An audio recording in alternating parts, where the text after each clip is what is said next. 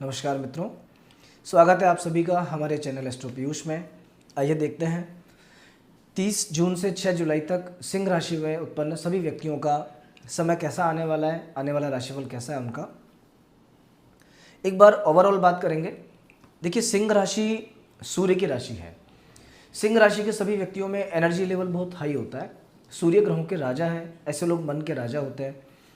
ऐसे लोगों में डेडिकेशन बहुत ज़्यादा होता है। अगर पता लग जाए कि इस काम से मुझे बहुत फ़ायदा मिलने वाला है, दिन रात एक कर सकते हैं। फिर उसमें ना शरीर में आलस्य रहेगा ना कुछ और। एक और ख़ास बात, जिस किसी व्यक्ति से इनका मन मिल जाता है उस व्यक्ति के लिए सब कुछ करने को तैयार हो जाते हैं।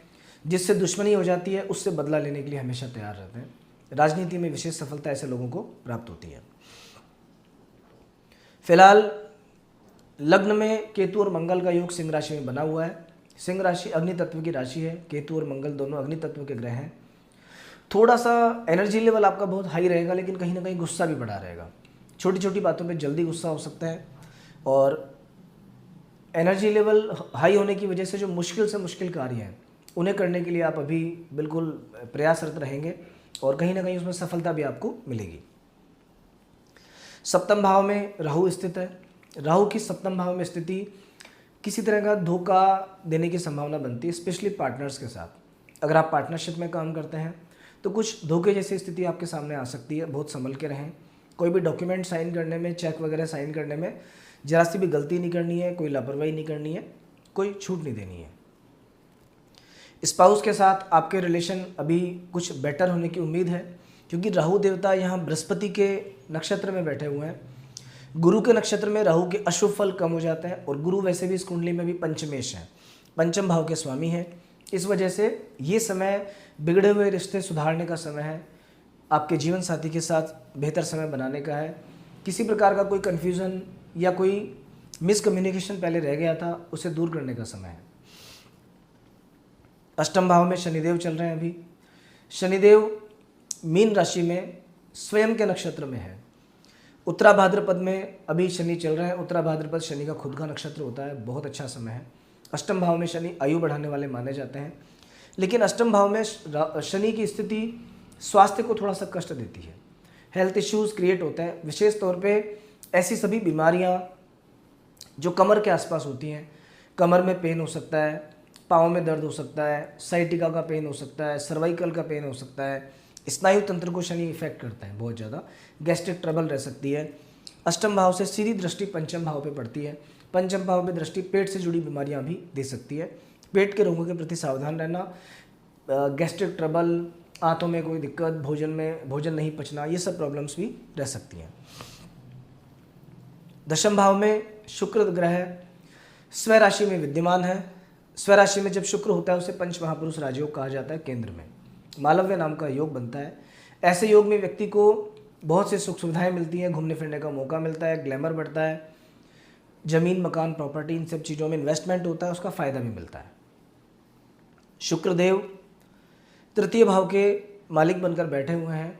छोटे भाइयों से कुछ सहयोग मिलेगा, छोटे भाइयों से नौकरी में कुछ लाभ मिलेगा। अगर साथ मिल के काम करते हैं तो उनके सहयोग से आपके काम बनेंगे।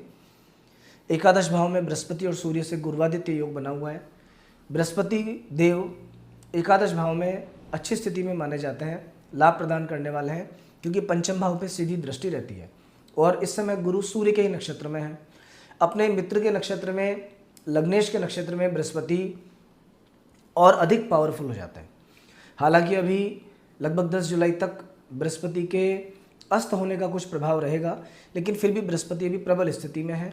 इस एक साल के अंदर जिन लोगों को संतान अभी नहीं हुई है, संतान को लेकर कुछ समस्याएं हैं, सिंह राशि के उन व्यक्तियों को कोई पॉजिटिव न्यूज़ सुनने को मिल सकती है। जिन लोगों के विवाह में अड़चन आ रही है, क्योंकि एकादश भाव में स्थित बृहस्पति की दृष्टि पंचम और सप्तम दोनों भाव पे पड़ती है, इसलिए विवाह को लेकर कोई शुभ समाचार सामने आ सकता है। घर में कोई शुभ कार्य बनने की स्थिति आ सकती है। 12वें घर में बुध है। कम्युनिकेशन स्किल्स का सीधा फायदा देते हैं, मार्केटिंग की नॉलेज देते हैं, मार्केटिंग के काम में लाभ होता है। आगे देखिए, सप्ताह की शुरुआत में 30 तारीख के दिन केतु मंगल और चंद्र का योग लग्न में बनता है। केतु मंगल का योग एग्रेसिवनेस बढ़ाता है। चंद्र और केतु जो है ये कन्फ्यूज़न क्रिएट करते हैं, थोड़ा कन्फ्यूज़न मन में रह सकता है। हालांकि उत्साह रहेगा, काम में सफलता मिलेगी, शरीर स्वस्थ रहेगा, पर कन्फ्यूजन्स क्रिएट होंगे।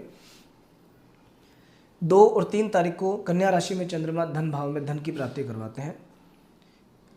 द्वादशेश का धन भाव में स्थित होना किसी शुभ कार्य में खर्चा भी दिखाता है कि जो संचित धन है आपका कहीं इन्वेस्टमेंट हो सकता है, बच्चों की पढ़ाई पे लग सकता है, कोई नई जगह कुछ प्रॉपर्टी खरीदने में लग सकता है, पर किसी शुभ कार्य में। 4, 5 और 6 इन 3 दिनों में तृतीय भाव में चंद्रमा बहुत अच्छी स्थिति में है। हालांकि शनि के साथ षष्ठक योग चंद्रमा का बनेगा, लेकिन फिर भी तीसरे घर में चंद्रमा मनोबल बढ़ाने वाले होते हैं, कार्यक्षेत्र में उन्नति करवाते हैं, तो ये समय ओवरऑल सही जाएगा। वर्तमान में आपको बहुत अच्छा समय चल रहा है, लेकिन राहु का कोई उपाय करने की ज़रूरत है। अभी राहु की शांति के लिए नियमित रूप से दुर्गा चालीसा का पाठ कीजिए। छोटी कन्याओं को बुलाकर आप भोजन वगैरह जिमा सकते हैं, खाना खिला सकते हैं, उनका आशीर्वाद ले सकते हैं।